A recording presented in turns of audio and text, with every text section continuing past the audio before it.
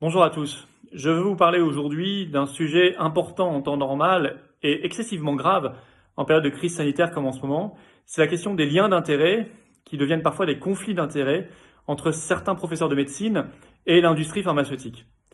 Certains de ces professeurs de médecine sont même devenus, depuis le début de la crise du coronavirus, des conseillers du pouvoir. Et c'est pour ça que ces liens d'intérêt sont encore plus problématiques dans certains cas.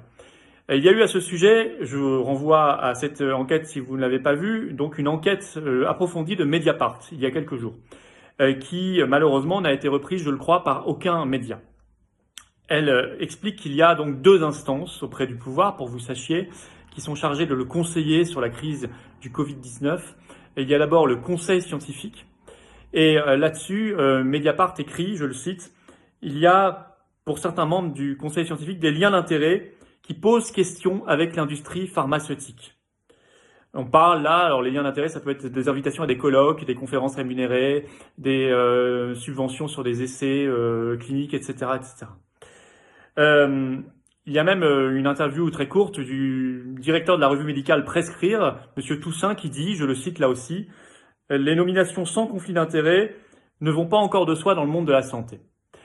Et Mediapart ajoute que depuis le 24 mars, il y a une nouvelle instance en plus du conseil scientifique auprès du pouvoir, auprès du gouvernement, qui s'appelle le CAR, c'est-à-dire Comité Analyse Recherche Expertise.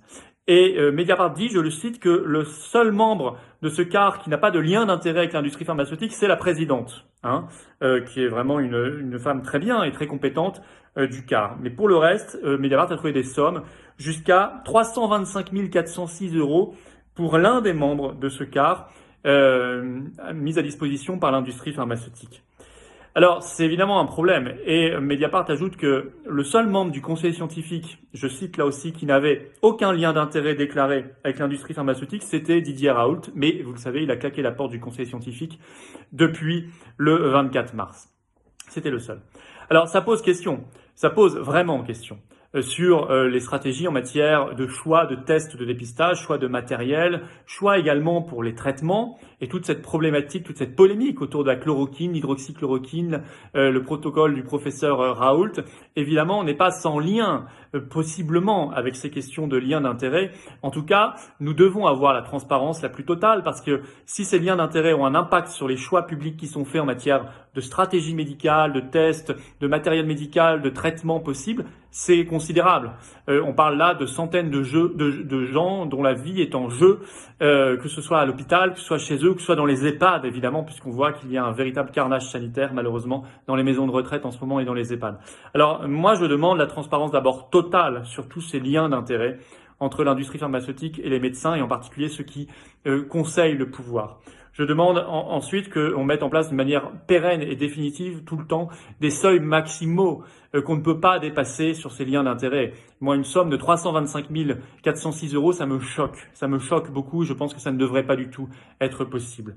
Ensuite, quand il s'agit de nominations au sein de conseils scientifiques chargés de conseiller le pouvoir et le gouvernement, il faut qu'on nomme que des gens qui n'ont aucun lien d'intérêt déclaré. Aucun. Pas un ou deux de temps en temps, aucun. Il faut que ce soit la règle pour 100% des nominations. Enfin, je demande, après cette crise, une commission d'enquête générale sur cette problématique des liens d'intérêt entre le monde médical et les laboratoires pharmaceutiques. Merci.